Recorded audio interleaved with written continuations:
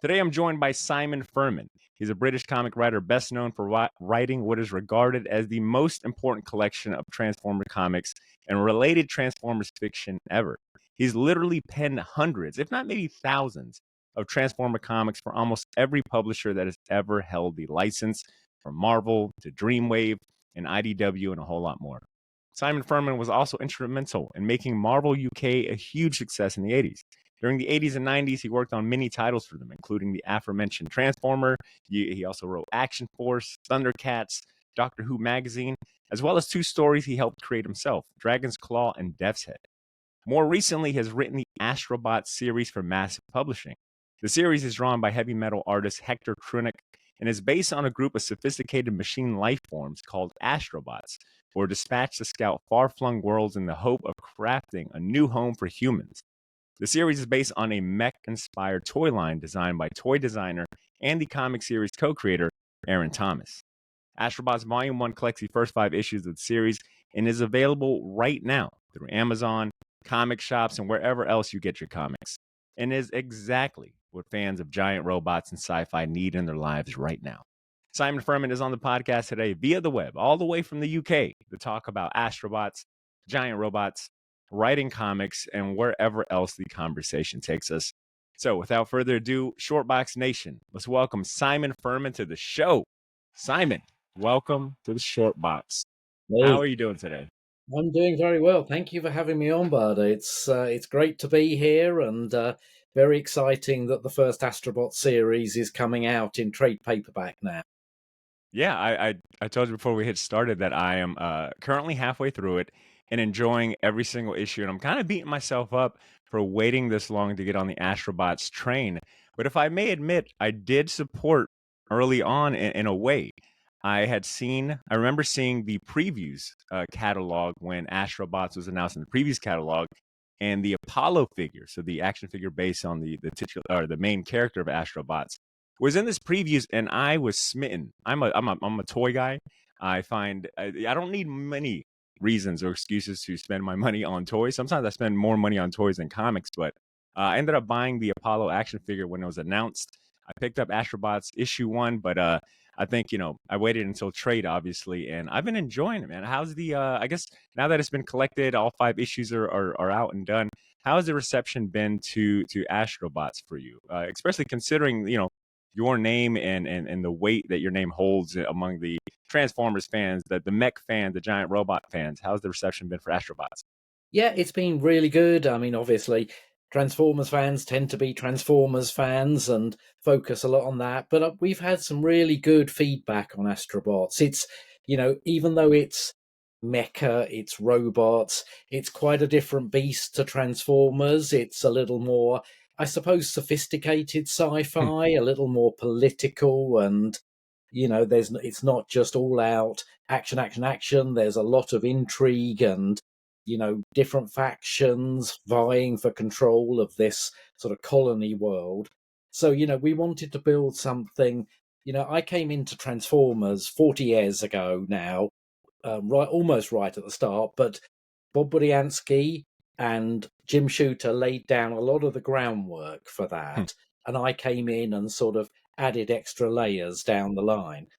But with Astrobots, it was great because I just worked with Aaron to develop what were a fairly limited line of these incredibly sophisticated toys. They're articulated to the hilt and really amazing. And he just came to me, I suppose, because of my work on Transformers, and said, "Can you help us build the backstory? What are these Astrobots? What is the sort of storyline? Why is this character Apollo here and this character Atlas there?" And so it was great to come in at that sort of ground Hmm. level and build up from there. So instead of coming into something part formed, this was me and Aaron, really starting from the building blocks, and starting with something that we thought, well, in subsequent series we will just expand this out further and further, and it's evolved really as we've gone along. Now, do you prefer, and I guess hearing you say sophisticated, I think that is a proper word. for Astrobots. That's the vibe I'm getting, working my way through the first volume, is that we're dealing with political factions, conversations about ideology, you know, trust and suppressing like the truth. Like it is a very sophisticated, to use your own word, sophisticated mech comic book that I think if you're just looking at the covers might deceive you in a good way. I'm like surprised by how much ideology and conversation is taking place among this on top of the action. And you mentioned, getting this series pitched to you by Aaron, having you come in. Like, do you prefer that approach, or I guess like what are some of the hurdles, or how do you get into the mindset of coming into someone else's like sandbox and lack for better terms, like kind of filling in the blanks? Well, I mean, I kind of like both approaches. I've had a lot of fun working on existing licensed properties, many, many different properties. And it's always great fun to get to grips with these characters, add layers to the characters, to the storyline, to the backstory. But I also really like world building. I really that is possibly my favorite bit of storytelling. It's starting from with a blank canvas and just building a whole world with motivations. I honestly hate cookie cutter sort of bad guys who are just, they're villainous. In Astrobots, it's very hard to define good or bad. Yeah, yeah, These are just people with different agendas, different methodologies, different belief systems. And I think with Astrobots, we really wanted to kind of put big issues in there that, fundamentally these people disagree on, but it doesn't necessarily make them wrong or bad or, deranged or anything. They just see things in a completely different way. So it was quite refreshing to come at it. And, you look at Transformers storytelling these days, it's much more layered, sort of much more shaded with hmm grey areas, between the good and the bad. But, I think with Astrobots, we just started at that point. We said, let's give people action, give people a sort of fairly epic storyline, but also build in, some bigger issues, some sort of things that have relevance outside of Astrobots that we're discussing in the course of a narrative. So, hopefully it's thought provoking, it's slightly, challenging, and, like I say, it doesn't really pick a side. It just said these are the different viewpoints here, and you can understand how, ideologies just split and noble aims. Astrobots at its heart are they're spacefaring robots who go out to find colony worlds for the overcrowded planet we live on now or in the future.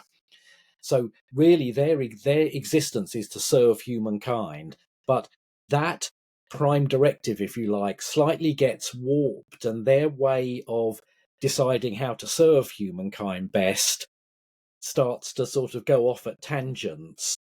And that's really the sort of crux of the sort of storyline is, you set something up, but once free will and individual thought comes into it, it can go in very different directions. And so, we're playing around with hopefully some big issues that take away the sci-fi setting and the big mechs, people will recognize as concerns going on in the world today and yeah. in the future world. It's very much looking forward to how things could go, you know, from bad to worse in some cases. Yeah, it feels very highbrow without like the stuffiness that comes from saying that. I get a lot of I see like strands and I mean, feel free to correct me if I'm wrong, but like I see like strands where I'm getting like vibes of Star Wars, Dune, but also like Greek and Roman mythology, like biblical stories. Like you were able to kind of pull a lot of uh and tell me if it's a conscious thing, but it felt like this is like a blender of some of the best that sci-fi has to offer, especially when it comes to like the goal of sci-fi and using that genre as a vehicle to address like some of the things you were talking about, like the planet and our own like thoughts and belief systems. I guess to ask it directly, like what were you pulling from or inspired by, along with Aaron and Hector, when it came to like building the story for this? Like, what were some of the things I mentioned, maybe influences at all, or maybe some other things? Yeah, I mean, I think some of the influence is looking ahead to things you can almost see on the horizon. Hmm. Astrobots is fairly near future. Things have moved on a lot, but we're not setting it in some impossibly vast distance ahead in time. These are things that cumulatively we can see happening now. But then, yes, the bigger storylines, the character storylines, we looked at the kind of classic, you know, I mean, there are archetypal stories that are reworked and put into different contexts, and we looked at some of those, the hero's journey, the Hmm. sort of the just the difference, how a single idea can split off into different people's interpretations of that. So I think we wanted to make it you know, action packed, and there's a lot going on, and there's some very exciting, sort of action sequences, but we just wanted to make people aware that, there's a backstory behind the action that, afterwards you can kind of, oh, wait a second, I see there, that's what they're sort of paralleling, or that's what they're trying to reference from my experience of the world today. Can I also say, I think what makes Astrobots stand out? Now, obviously, you got to read the comic to like really see what makes it stand out and separate from other, sci-fi mech-based stories. But I think having the art be so crisp, so airy, so detailed by Hector Trunick, I think helps sets it apart just visually on a comic book stand. And to go back to what you're saying about, once that word sophistication is kind of stuck in my head, because when I bought that figure, that Apollo figure, that's kind of that's what I that it was kind of my immediate reaction is like, oh, just this toy alone is very intricate. It reminds me of like a Bionicle's like bigger, older, sophisticated brother. And as I'm reading throughout this series, the character designs are amazing. Not only are they amazing, but they're rendered so well by Hector. They're almost like realistic. It's almost got like a heavy metal painted kind of flair to it. Can you talk about working with Hector and what your working relationship with him was, and designing the characters along with Aaron Thomas? Yeah, sure. I would say a lot of the character designs stem from Aaron. Okay. He works in computer modeling to create these, characters in 3 dimensions, so they can be these incredibly articulated toys. But what Hector, I think, brings to the mix is that sort of, I don't want to say mature readers, because it's not mature readers, but that kind of slightly adult sensibility about the Mhm. sci-fi art, and that comes from, I think he's done a lot of work before on Heavy Metal magazine, and that sort of European, French, Italian style of comic book storytelling, I think you can see in Hector's art, and it looks a lot more at that kind of an adult version, a vision, if you like, of what a sci-fi series should be. And I think it draws from those European sources. And but Hector's got this lovely polish to everything, and as you say, there's a certain you know effortlessness about it. The way the characters move, the way they interact with the environment, he just sort of there's almost a sort of Wild West feel Hmm. sometimes to the art. And when Apollo first appears out of the dust, it sort of sets a mood and a theme that Yeah. it's almost like, it has tones of a sci-fi western going on. He's Yes. the Yeah. Yeah. stranger who sort of wanders into town, into a situation that is already a sort of powder keg, and he is the thing that sets it off on different paths, good and bad. So, I think his moody art really helped set that sort of tone, and we've stayed with that. Yeah. Well said. Actually, the first, I think the page that first introduces Apollo, where you see him like walking from the dead zone, into Atlas City. Actually, that was a page that I screen grabbed on my iPad. I'm reading it digital, but that page was like a just a knockout punch right there. Yeah, Hector is now on. He wasn't on my radar prior to this, but he's absolutely on my radar now because just the way his compositions, his panel layouts, like even I think like issue 2 or one of these issues was like a heavy kind of like conversation, and he just kept my attention still. Like there wasn't a need for action in particular, but yeah, his art is just, you can't stop looking at it. And I'm telling you, the world that you guys have created, like it just, there's a mood to it. There's like it's easy to kind of get drawn into it. um and I was curious because we're talking about Astrobots Volume 1, which collects the first 5 issues. Those first 5 issues came out from May 2023 May of last year through September. We're getting the trade now, so about a year afterwards.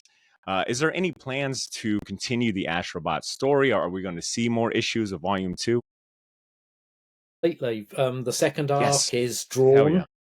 So we have Arc 2 ready to go. I think Massive want the trade of 1 to come out first and then start releasing Series 2 or Arc 2. And at the moment, I am working on scripts for Arc 4. So, Wow. we're quite a way ahead. And, already what started off in a fairly sort of tight focus has grown and grown over those next 4 story arcs to include more of the politics, more of the world, a whole other city that we come across, so we're definitely expanding out in every arc in a big way to give more and more depth to this world we're creating. Now, Simon, you are, as I said in the intro, you are the man when it comes to Transformers comics and fiction. You're building this new world and Astrobots. And I was curious, how tech savvy are you? Like, are you good with electronics? Are you good with like a computer? I mean, I could, yeah. I would have to say I'm pretty terrible at that stuff, but I read You just know I how to write read them. a lot. Yeah, I read a lot of stuff, sort of science based, Okay. just so that when I'm dealing with sort of science fiction concepts, it's rooted in something, just looking at what, amazing things are happening in the world of science and space exploration and, you know, just our understanding of the planet itself. I just keep up to date on all sorts of things because it always feels better if you draw sci-fi concepts from something, like I say, slightly recognizable, slightly, yes, I understand where that's coming from, rather than try and create, nothing from nothing. You're just taking something now and moving it on a few decades or 100 years or something, that idea.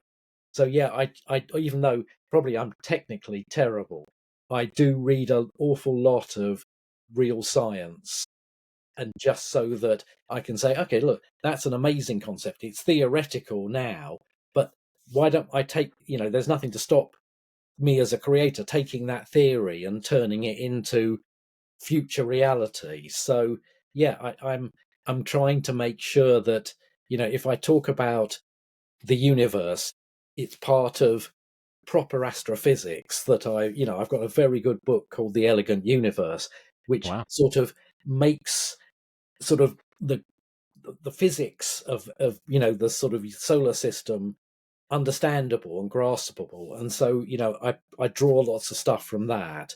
I don't want to sort of have somebody come on and say, "Oh, wait a second, that's just crazy future science." I like real science taken to a next level or two. Okay. I had a follow-up question to that here. I guess have you ever been approached by someone at a convention, whether that be a fan, a reader, of a fellow colleague, etc., that maybe has either corrected you or maybe put you on to something related to sci-fi that, yeah, I guess related to sci-fi? Yeah, I think so. And there are concepts in my work that I've drawn. I mean, I'm an unashamed fan of a '70s movie called Rollerball, which was a James Caan movie, future sport, and there was a sort of underlying idea in that of war, of violent sport as a sort of, cure all for wars, that would take the aggression out of the population. And so, I've drawn inspiration from things myself. And yes, people suggest things, people see things in my work that even I don't see in it. And, say, oh, well, look, that's so like this. And I think, well, I've never read or seen that, but great, I'm going to have a look at that now. So yeah, people do, and people come up, and especially with in the world of Transformers, the fans are very, very immersed in it. So you have to be pretty sure when you're writing and creating that you're not flying in the face of established lore, if you Hmm. like, so that you know you won't get people at conventions saying, "But hang on, you can't say do that because of this." So yeah, I'm very, very conscious that, especially these days, feedback is so immediate and comprehensive and passionate that you have to be right on the money with everything. Hmm. So, I mean, what do you think stories about that are centered on giant robots, mechs, characters like Apollo and Astrobots or Optimus Prime and Transformers? In your words, like, what can they tell us about ourselves, our society, the world we live in? Like, what draws you to continue writing about, giant robots and, characters like this? It's funny, I don't really think of them as robots. That was the thing with Transformers back in the day. I never approached my storytelling or my script writing or my dialogue for the robots in any different way to the fact that these are just human characters. Again, Bob Budiansky came up with these amazing character bios that had their weaknesses, their strengths, their beliefs almost. And so I just thought, well, these are human characters he's talking about with, flaws and vulnerabilities and dreams. And, why should I even think of them as robots? And certainly as Astrobots, even though, there are human colonists and the Astrobots, I don't approach the characters in any different way, only in the perception of themselves. So if the Astrobots were created to serve humans, okay, that's an interesting idea, but they've evolved. So suddenly there's a whole different perspective from their angle. So I don't really think of them in a robotic way. I think it just sort of it makes them slightly remote from reader experience. They always say the best characters have some kind of little relevance, little sort of, oh yeah, I get that. I've felt that. I've wanted that. That it has to have that kind of touchstone where people go, yes, I get that. You make it too alien, too robotic, and people can lose interest, but you make it human, desires, Hmm. needs, you draw your audience in. So, I try not to think of them as robots at all. Now, Simon, if you had to make a Mount Rushmore of your all-time favorite robots, mechs, androids, whatever that may be, who would be on your Mount Rushmore of characters within pop culture, sci-fi that happen to be robots that you feel are kind of are elevated that kind of fit what you just spoke, where they're more human, they've got emotions and backstories and gripping tales. Like, who's on your Mount Rushmore of all time, best pop culture sci-fi robots and such? Well, sure. I mean, straight away, I'd say, the Terminator franchise was very influential to me. In the kind of the mid ground, so the idea of RoboCop was very, sort of inspiring back in the day. I just thought that idea of, and it has definite sort of vibes with Astrobots that this Yeah. is a character who is part roboticized and his humanity is tried to be stripped away.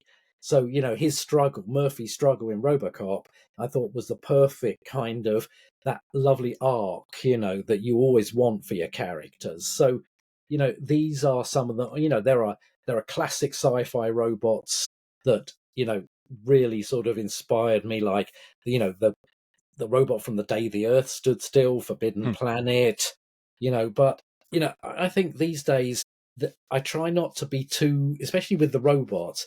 I try not to be too influenced by the pop culture robots that I Hmm. enjoy, because otherwise you do start to unconsciously or otherwise channel certain traditions, I suppose, from those. So I try to be, inspired by the level of invention in these characters, but not sort of take that on into my own work. If you had to maybe think of one robot within pop culture in the last couple years that you feel has really pushed the boundaries of, a robot as a character or as a storytelling vehicle that is maybe reinvented or put, like I said, push the boundaries, who comes to mind? Yeah, I mean, I think there's some amazing stuff now with sort of robot characters. I mean, I still think Blade Runner is one of my all-time favorite films. The idea of the replicants. Hmm. That's something I found very inspirational, and that also is very relatable as a thing. I really enjoyed the recent iRobots, that they did with the Will Smith film. You know, it's hard to sort of pin down one really, but I suppose, yeah, they're the sort of the standouts for me, the Terminators. I read all of the Asimov stories, so it's great to see that. I love those the idea of laws of robotics that they were in those original stories. So yeah, sort of the iRobot was a big one for me. Yeah, hard to pin down sort of other specifics, but yeah, some of those classic 80s ones, Terminator and so forth, big influence.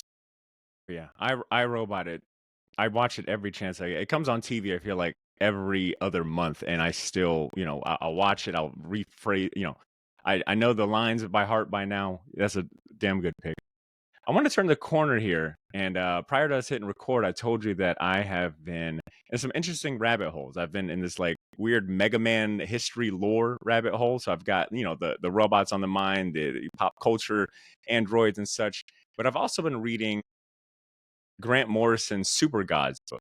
This is my Mhm. first time actually like going through it. I'm halfway through, and I'm absolutely just fully immersed in this book, in this world, in the history of Grant Morrison's career, but also like Marvel UK and in the comic book scene in the UK. I had mentioned, you're calling in from the UK, and I would love to hear when you think back about like your first conscious exposure to comic books growing up in the UK, like what comes to mind? Like, do you recall the first comic book you ever got, or maybe the one that got you to be a lifelong fan? What was that book? Yeah, there's a few stages with Mike. I mean, as a kid, I devoured comics in a big way, but they were mostly the British comics that were being produced over here. And those were mostly black and white. They mostly had a couple of pages, 3 pages of different stories in Hmm. each. But it was probably the Marvel comics that were reprinted, the early Spider-Mans and Fantastic Fours, that really, I think, caught my imagination and made me sort of you know aware of comics more than just a sort of disposable medium. That was my first sort of collecting thing really with comics, those early Marvel UK reprints. So that was that stage. But then when I came back into comics, it was the work of creators like Alan Moore and Chris Claremont that I really sort of was blown away by, in a with a different take on it. I was looking at the craft behind it, and Hmm. with Claremont, how he would weave an amazing number of backstory and plot, excuse me, and plots bubbling under while the A story was running.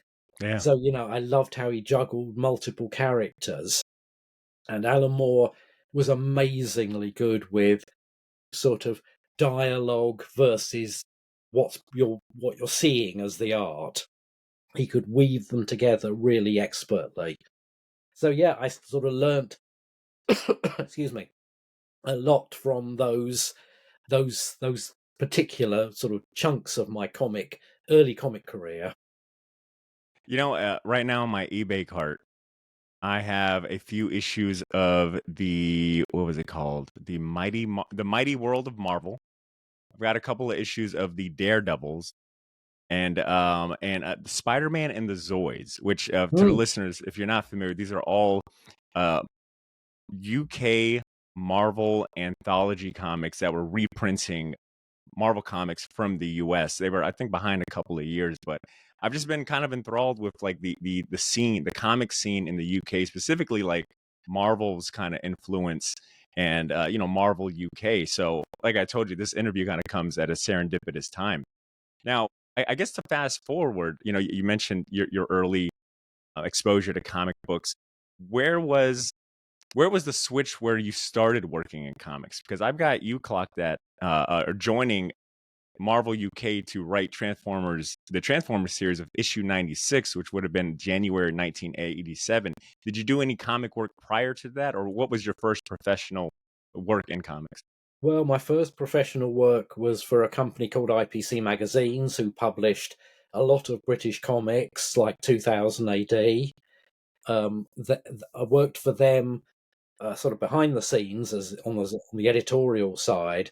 And then I worked on a little horror comic, creepy comic for kids called Scream. And that was where I got my first chance to do some writing. Often I was deadline sort of pinch hitting, sort of coming in to, you know, do a little episode of that or a one off story. And that went for only for about 15 issues, that series. But thereafter, we're still back in 84 here, 85. I went with the editor of Scream over to Marvel UK. So I was working on staff there. I started writing Transformers and a whole bunch of other stuff. As you said, Dragon's Claws, Death's Head, Action Force, Doctor Who, many, many things for them. And then from that, I made the jump to Marvel US on things like Alpha Flight, Robocop, She Hulk, What If. I did a whole bunch of stuff for Marvel US. So it was definitely that route through IPC magazines, and then Marvel UK, Marvel US were the kind of steps. Now, was the goal for you always to be a comic book writer? Was that something that you aspired to be, or did you want to write other things? I guess like what was, yeah, I guess what was the goal to always be a comic writer? I think after a certain point it was, once I realized it was a feasible thing. But it took me quite a while to go full freelance. It wasn't until 89, I think, I finally sort of bit the bullet and said, okay, now I'm a freelance writer. I was on staff at Marvel UK up to that point, and that was a big kind of step for me to say, okay, now I consider myself a freelance creative. And yeah, from there it was pretty much ever since. I have, Hmm. worked as a freelance for good number of different companies. So yeah, it became a career at that point, I think. Now, could you describe what was because we hear about, especially like in the 80s and onwards, the Marvel bullpen was almost like its own character, right? Like it was just as important as reading the comic books, like getting that insight. Sometimes you get like the little mini cartoons about, what went into making a comic book. Stan Lee, being vocal about, Jack Kirby's and all the character and all the people that work to make the comic books happen. Can the same be said about like Marvel UK's bullpen? Like if you could describe that atmosphere, what it was that working conditions like, what was that like at the Marvel UK bullpen? Yeah, it was on a smaller scale, of course, but it was still very much creative. We had artists, writers coming into the office all the time, and there was a sort of lovely sense of sort of anarchy, I suppose, about Hmm. those times. It was sort of everybody was pulling together. Everyone had that same love of comics, passion for comics. And I think that came across in some of the things we produced as Marvel UK, because we were starting from the basis, like a lot of comic creators, of being fans first. And, it's like, well, I think I understood the kind of comics I wanted to read, that I just decided, well, those are the comics I'm going to write. I'm just Hmm. going to write from that standpoint that if I want to read this, hopefully other people will as well. And so, yeah, it was a very sort of creative, you know, wing and a prayer kind of time. But yeah, it was a great way to learn, and it's put me in very good stead. Sometimes we had to do things very fast, or on a deadline, or on in a limited number of pages, and I think it's given me that skill, I guess, of being able to do comics in a very economic way, that if I've only got 6 pages, I'll still find a way to tell Hmm. a whole story, that so somebody won't feel, well, that's only one bit of a story. Just to make sure, Marvel US, we were visited by first Jim Shooter and then Tom DeFalco. And Tom, I think, particularly said, you've got to remember, we always look at it as if every comic book we produce is someone's first. Hmm. They've just picked that up off the rack. So you've got to make it as entry level as possible. Don't put them off. Don't make them think they're coming in the middle of something. Recap Spidey's origin in a few panels or something. Just bring the reader in. And I think that I've always done. And so when we get to Astrobots Arc 2, it shouldn't matter whether you've read Astrobots Arc 1. We hope that you have, but the story will start, and it might refer back in places, but it will be a complete entity in its own right. And each arc is going to have that, self-sustaining quality to it, that it can exist in isolation or as one arc of 3 or 4 or however many we end up doing. I love to hear that. It means I can recommend Astrobots to all my friends, regardless of where you guys are at in the story, and they can follow along. Simon, I want to read this excerpt from the Marvel UK Wikipedia, which caught my eye, and it speaks to the success of the Transformers line at the time. And I'm going to read this, and I just wanted to hear your opinion, see if any memories come back to you about that time. But this particular excerpt, like I said, from the Marvel UK Wikipedia, it says that Transformers in particular was a major seller for Marvel UK, selling 200,000 copies a week at its height. Its main writer, Simon Furman, would eventually take over the Marvel US version of the title as well, and continues to work on the franchise to this day, though I think this is probably an older excerpt. But the key thing I wanted to highlight was the amount of copies it was selling at the height. Like, were you aware of the popularity? Did that influence the way that you approached the series? Like, did you feel like you were firing on all cylinders? Like, when you think back to when you hear something like this, like, I guess what comes to mind for you? What do you think? Well, I mean, I can't. We just wanted to do the best job we could. We never really sort of set out to do more than keep our readers happy. It was great, and yes, sales were wonderful back then. To a scale now you can't even kind of grasp with Exactly. Yeah. numbers. But we didn't really sort of we back then we didn't think we'd be here best part of 40 years later talking about those stories. We were just every week we need to keep our readers happy, bring them back for more. So it was a very basic level of, we need to make this comic look as good as it can, sell as well as it can, Hmm. inspire hopefully people to pick up the next issue and the next. So yes, in retrospect, that was an amazing sort of amount of sales, and I think it helped Marvel UK sort of produce its own line of comics, like Dragon's Claws, like Sleaze Brothers, like Death's Head. So yes, it was fundamentally great for Marvel UK and for our careers, but we operated on a very much, we were a weekly comic.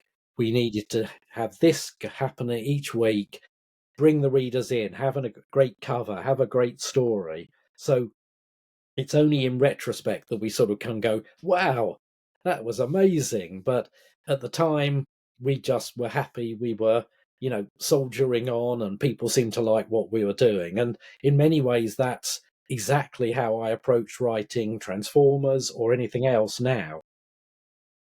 I enjoy the process so much, and I just hope that that translates to the readers as well. So as long as that's happening, I'm happy basically. And yes, here I am. I mean, this is the 40th anniversary of Transformers, Yeah. and I'm still involved with Transformers. I write for a lot of the games that are happening at the Oh, moment.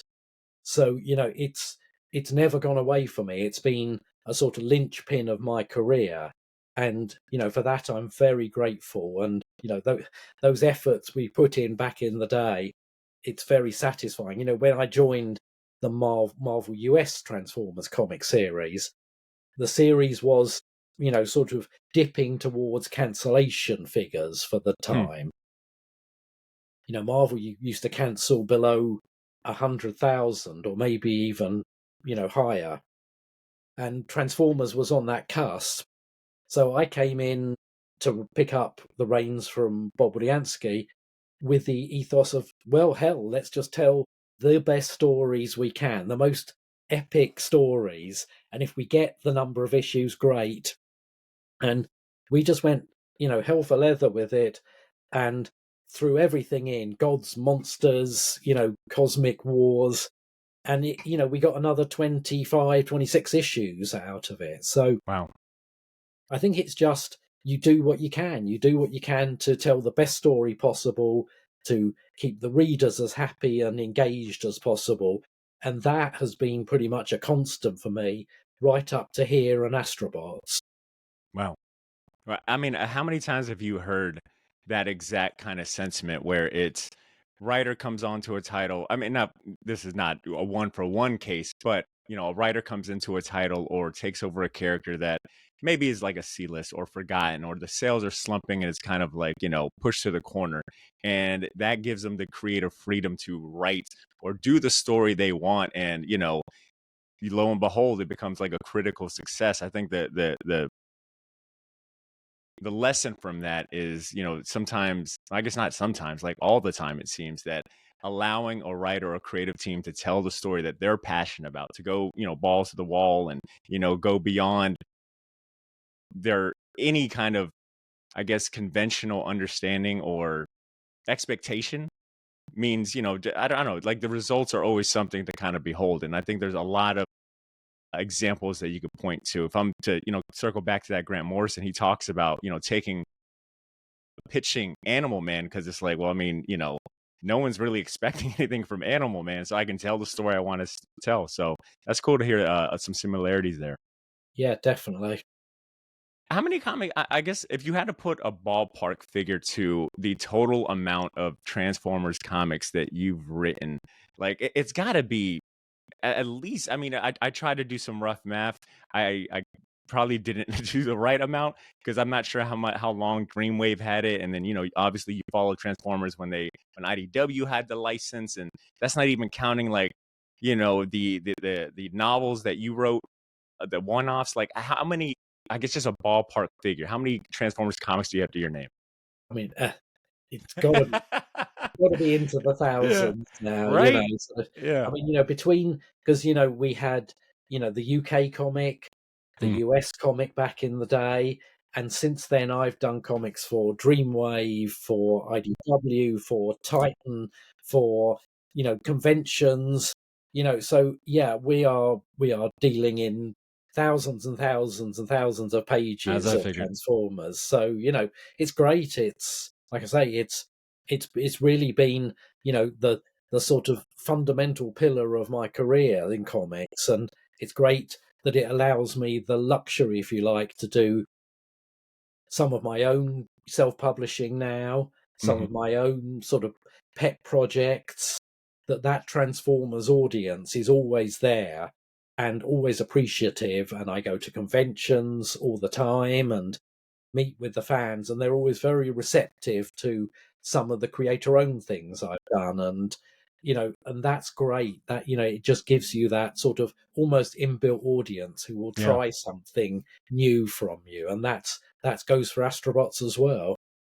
Yeah, I gotta say, Simon, I all of the, I guess, responses and kind of comments that I read online from just regular people about you was always like in very high praise, glowing praise.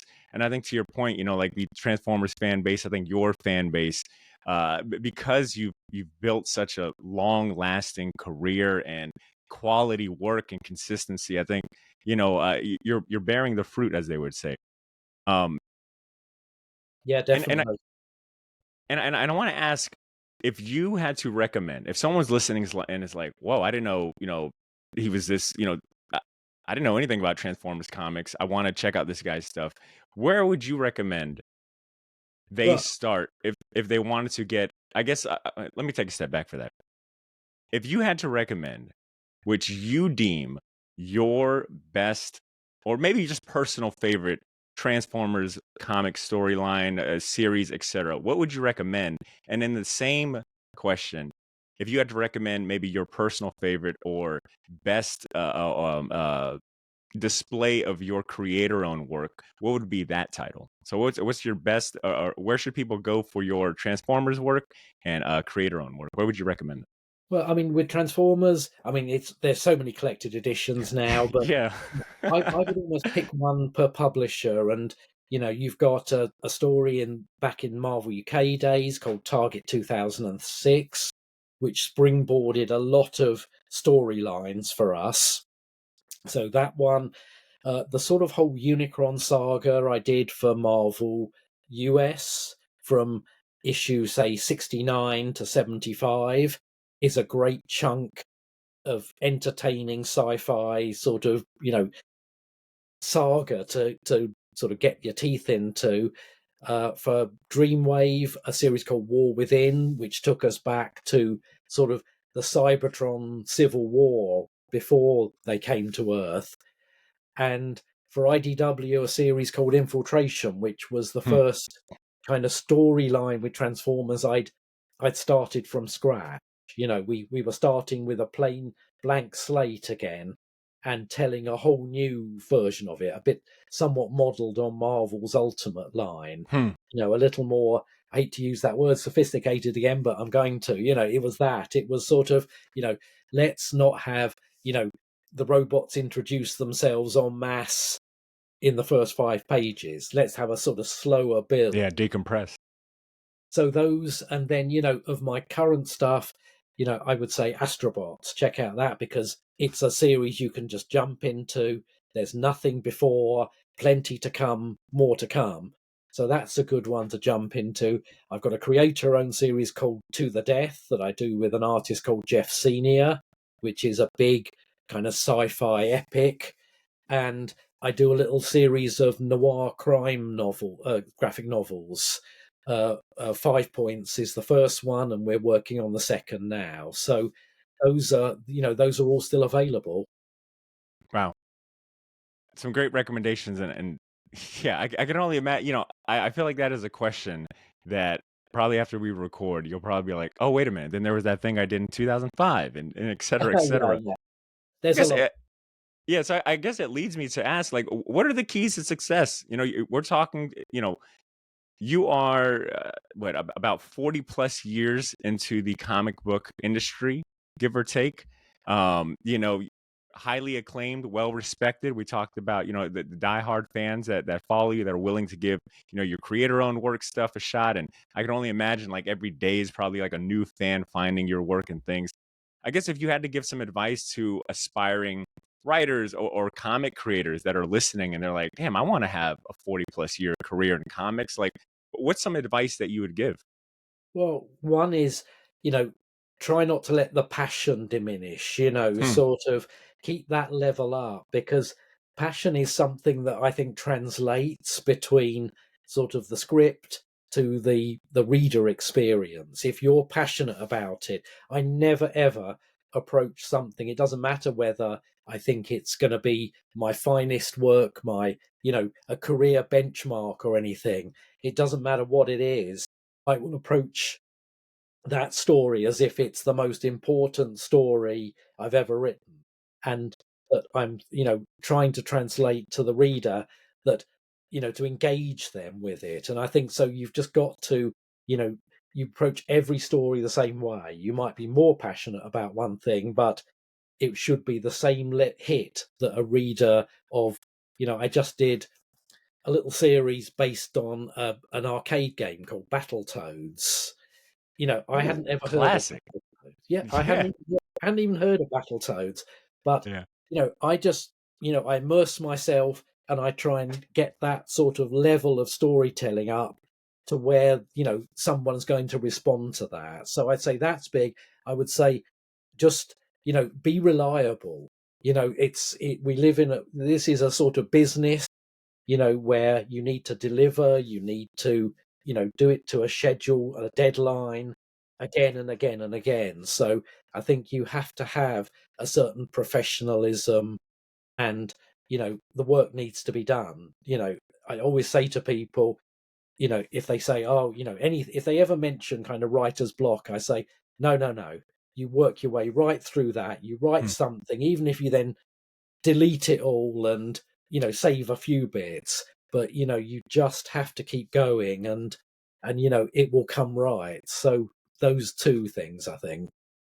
Simon, are you still? Do you still do the convention circuit? Do you travel a lot for comic conventions and appearances? Yeah, absolutely. I mean, this year, because it's the 40th anniversary, both of my comics career and Transformers, coincidentally, Hmm. but it's been a very busy year. I've been to, London, Toronto, um, sort of all dotted UK conventions here. I've got a big convention in the north of England next month, another Transformers convention in November. So, yeah, at the moment, conventions, are just part and parcel of my working year, if you like. And I love it because I get out there, I meet a bunch of people I don't see very often on the professional level, and then I get to meet the readers who are giving me the live feedback on what I'm doing. So that is always invaluable.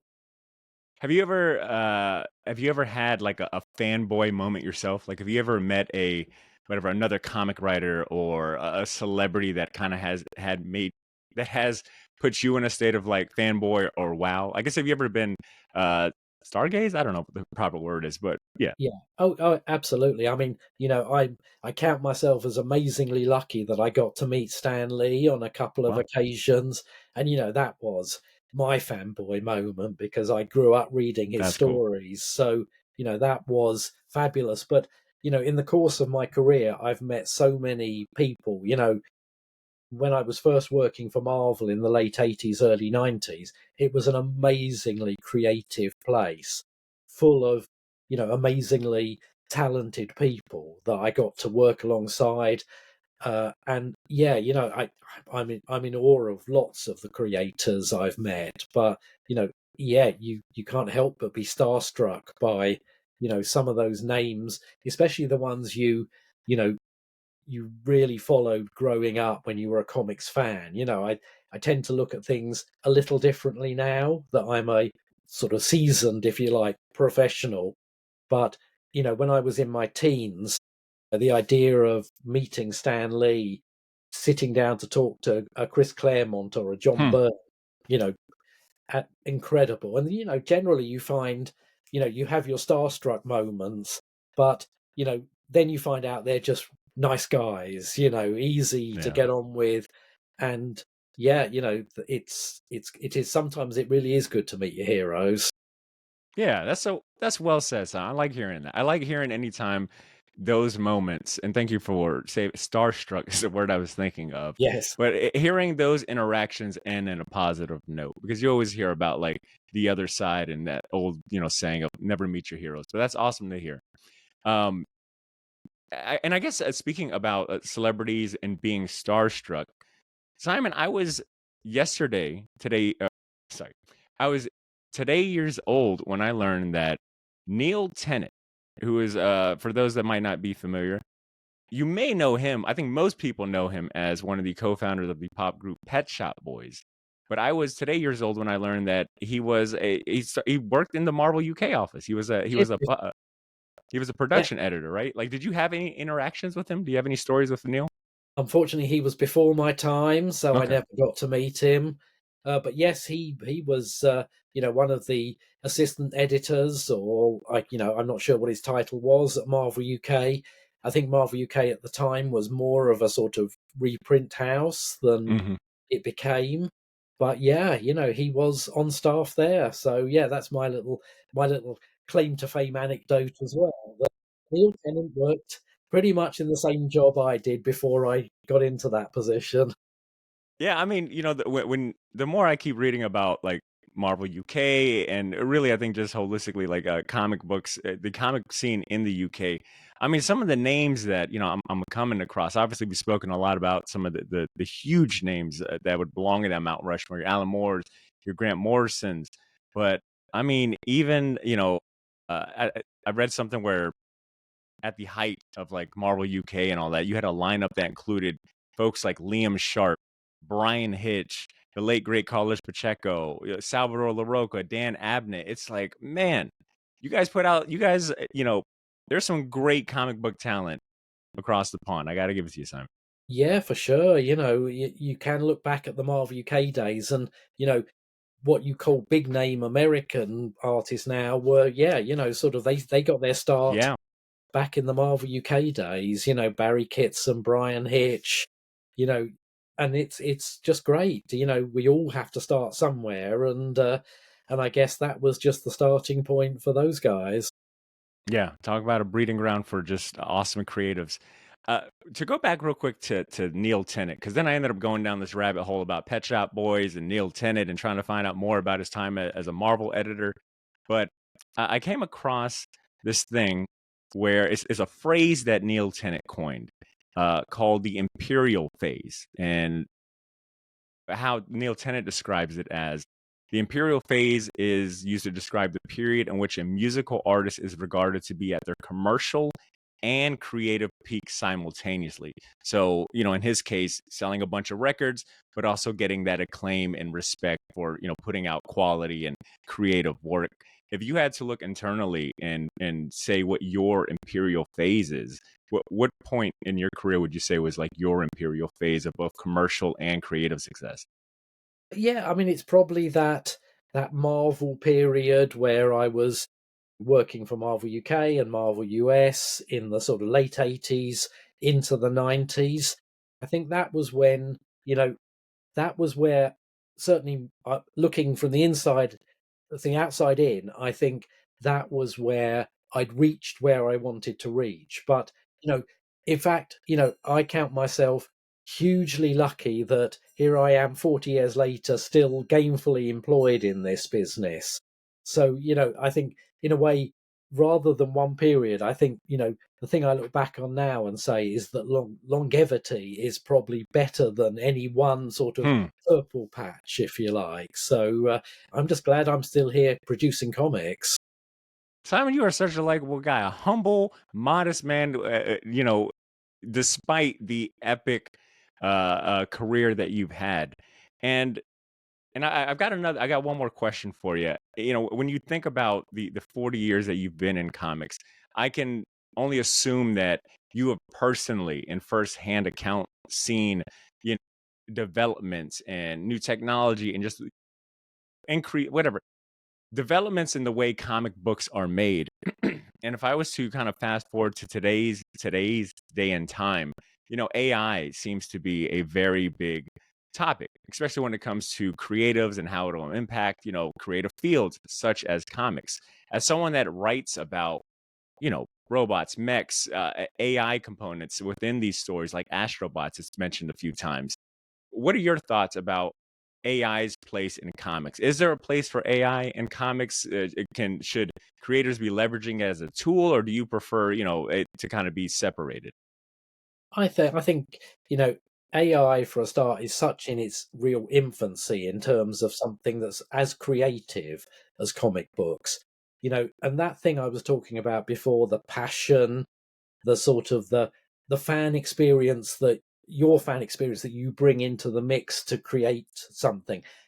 I just don't see how AI can really reproduce that. And obviously there's all sorts of other issues about the copyright of artists' work, and I think that it's a tread very carefully thing with AI. It's still very early doors, but I think it will never ever replace that sort of passion, creativity that comes from a place of being a fan yourself. You can't, I think, program a computer to be a fan in that way and channel all those influences and understand what a reader wants to read, wants to see in a comic book.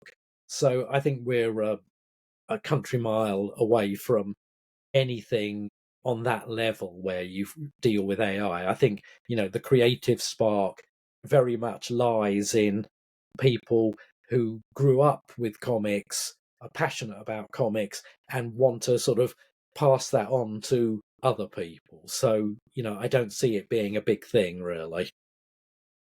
Great response. And I think, I don't know if you, that means a lot coming from someone like you for sure to hear that. Simon, with that said, before I ask about Astrobots Volume 1 one more time, if you had to give some recommendations, this is all right. Sorry. Let's shift to the part of the show where you get to share some of the things that you are currently enjoying. What are you reading? What are you watching that you would recommend to people that you like enough to recommend to people? Like if someone is listening to this and it's like, man, I want to get in this headspace of sci-fi, robots and comics, etc. Like what would you recommend? Like what are you enjoying currently, whether it be a book, a TV show, etc.? Yeah, sure. I mean, with books, I tend to not read a lot of sci-fi. I tend to read crime fiction as my first choice. I'm a big fan of private eye stories, that kind of hard-boiled noir sort of vein of fiction. And I read things like the Jack Reacher novels. I Hmm. think they're very good, and you know, I and I've been watching Slow Horses, which is a great series, and reading the books of those. I try and keep one book ahead of the TV show. I watch a lot. I devour a lot. Watching at the moment, I'm watching the Penguin, Yes. the kind of Sky series. Well, over here, Sky series, spin off from the Batman, and I devour a lot of different things, different genres, different vibes, but can't say there's any one thing at the moment. There's so much at the moment, but I tend to just take a lot of recommendations, try a lot of things out. Some things stick, some things don't, but generally it's a great time at the moment for just the range of TV shows, movies, books there are. So yeah, I don't have any huge recommendations, but there are just some amazing things. I've been doing a comic called Skull Island, which is based on a Netflix series, Hmm. King Kong and all that. And I started watching a lot of the spin-off series like Monarch, and so I just try and keep a feel for what's out there at the moment. But yeah, it's so hard these days to recommend one thing. It's just like by the time you've moved on to something else, it's like, what was that thing I watched 5 minutes ago? I try to keep a running list of anytime someone recommends me something or I hear about something. And the amount of times I've actually used that list, I mean, is embarrassing. Because to your point, it's something I like to say on this show: content overload. Whether that be books, movies, video games, TV shows, there's just too much to catch up with. So I always try to let things kind of find me. But Simon, man, I mean, I'm hearing you talk about Transformers, Battle Toads. You said Skull Island. Your career sounds heavenly. Just, But just it's never dull. I mean, yeah. There you go. That's a better way to say it. Never dull. It I sounds always like. sort of touch wood and think, well, hell, they're still wanting to employ me. That's good. you know, but I would say that, as I mentioned before, I never give less than 100% to every project, be it Skull Island, be it Battletoads, be it at, Astrobots. They all get my sort of full attention, my full, I don't know, creative input. So I think that's hopefully the consistency there, that there aren't things that I'd rather forget about because I give them my all each time. Nice. Well, I will definitely say that Astrobots, I think that is clear. You and Hector and Aaron, the vision that you guys have for this story, it's incredible so far. I'm looking forward to volume two. One more time for the folks that I don't know, maybe joined midway through. Astrobots Volume One collects the first 5 issues of the first arc of Astrobots, which is being put out by Massive Publishing. You heard Simon mention that he's already working on the fourth volume, the fourth story arc. And it sounds like, regardless of where you jump in, hopefully you jump in at volume one, issue one. It sounds like you're in for a ride. You won't get lost. Simon, is there anything else that you want to say about Astrobots? Any other reasons, or do you want to reiterate a reason why people should check out Astrobots and why it's a worthwhile read? I think, if you're a fan of big sweeping sci-fi with a lot of high concept stuff, but also a lot of, interesting character, resonant character stuff as well, that says something about where we are in the world today. I think you'll get something out of Astrobots.